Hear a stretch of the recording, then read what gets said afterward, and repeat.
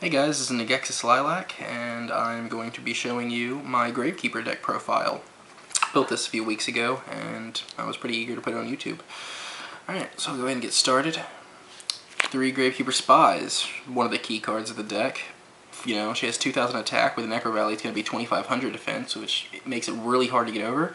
And it's really good for a lot of combos, because you get a special summon when it's flipped. 3 Gravekeeper Recruiters. They're another key card. Probably that's the 2 key cards of the deck, to be perfectly honest. When it's removed from the field by any means, other than Xyz, of course, then you get to get 1 monster, Gravekeeper monster, from your deck to your hand with 1,500 or less defense, which is probably the only downside, which means you can't get Spy with it. 3 Descendants. You can tribute 1 other Gravekeeper's monster, except for that card, to destroy 1 card your opponent controls. He's really good with a Recruiter, because then not only do you get to destroy a card, but then you get 1 to your hand.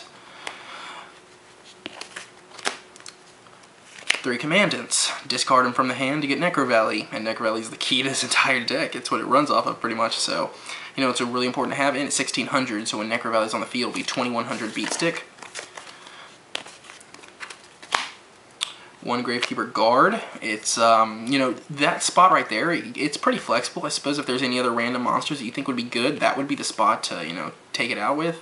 But I like him because he's 1,900 defense, which is 24 with Necro Valley, and he gets to bounce 1 monster. So, you know, if they're doing really good and they have an Xyz, or they have a Synchro, and then they attack, and you get to send it back to their extra, and kind of screws them out of a monster.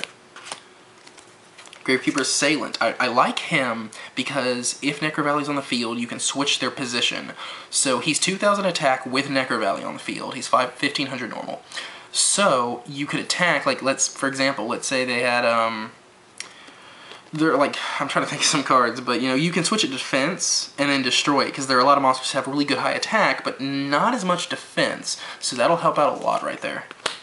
And then Malefic Stardust Dragon. It'll protect your Necro Valley, 2,500 beat stick, and you can just get it once you get it in your hand. So I mean, you just get a free special summon. I think it's fantastic, because, you know, everyone's gonna be trying to take out your Necro Valley. That's gonna be their #1 goal, because it completely screws over so many cards. It just completely annihilates their graveyard.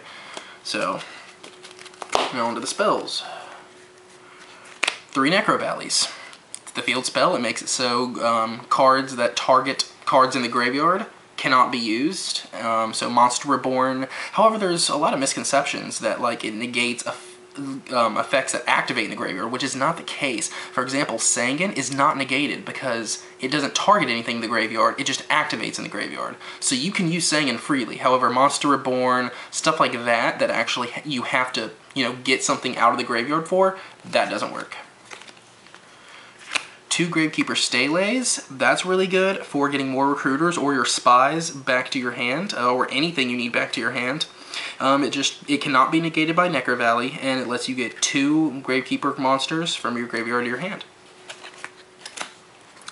2 Royal Tributes. That is a very annoying card. You have to have Necro Valley on the field when you activate it, and it makes it so both players discard all monsters in their hand to the graveyard. And seeing as Necro Valley has to be on the field, that means they can't get those monsters back. They can't target it with Monster Reincarnation, Monster Reborn, anything. So, you know, you might have to sacrifice some of your monsters, but it's going to pay off depending on what archetype or whatever deck they're using. 1 Wonder Wand. You equip it to Gravekeeper Recruiter, which will give him 500 attack, which will actually make him 2,300 attack with Necro Valley on the field. So then you can do your attacking and stuff, and then main phase 2, you can tribute Recruiter with Wonder Wand to draw 2 cards, and then get a card from your deck to your hand from Recruiter's effect. So it's a decent bit of draw power, as well as an attack booster for a turn. 2 Pot of Dualities. Pretty basic, you know, lets you look at the top 3 and get them. And it's actually not a big deal, because some decks can't use dualities because it won't let you special summon. However, seeing as the only special summoning you're really gonna do most of the time is from Spy or Rite of Spirit, which I'll get to later, it's not that big of a risk, to be perfectly honest. Allure of Darkness, more draw power. Book of Moon, Dark Hole, and Heavy Storm. Staples. Now the traps. 3 Rite of Spirits. It is the trap version of Monster Reborn, and it cannot be negated by Necro Valley. It lets you special summon 1 Gravekeeper monster from the graveyard.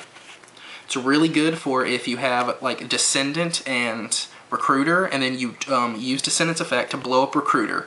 Recruiter goes to the grave, you blow up one of the cards, Rite of Spirit, get Recruiter back after activating his effect, blow him up again to get another card to destroy 2 cards. It's really cool for combos. 2 Bottomless Trap Holes. Basic. A Solemn Warning. Torrential. Mirror Force. 2 Dark Bribes. It gives them 1 card, gives them some draw power, but at the same time it can negate most cards, because it's a counter trap, which means it has the highest speed spell. Divine Wrath, to counter a lot of these cards that, like a lot of these decks that rely on specific combos, you can just completely shut it out when they use that effect. Trap Dust Shoot, I mean, it's luck if you get it, but if you're smart enough, you can pinpoint which monster in their hand that they need the most and just send it back to their deck, and it can shut out a lot of combos. And Starlight Road. It gets past a lot of things. It gets past Heavy Storm, Dark Hole, stuff like that. Which you can actually use your own cards for that to do, and then just to get a free Stardust, which that's to the extra deck, Stardust Dragon. Just 1 Stardust Dragon. Even if you use Malefic and you banish Stardust, it's not that big of a deal because you can still use Starlight. Starlight says you can special summon him. So you don't have to have 2. You can have 1, though of course I would recommend having 2 because why the hell not? But, you know, we're kind of tight on Stardust Dragon, so I only run 1 and it works perfectly fine for me. So, I don't do bad at locals with this deck. Like, I mean, I can hold my own. However, at the same time, I have not topped yet because everyone else is overpowered. So, yeah, there you go. They're OP. Simple as that. Alright, thanks for watching this deck profile by Negexus Lilac. Comment, you know, like, subscribe. Any of that stuff would be really cool. If you have any questions, feel free to ask us, and we will reply to you ASAP.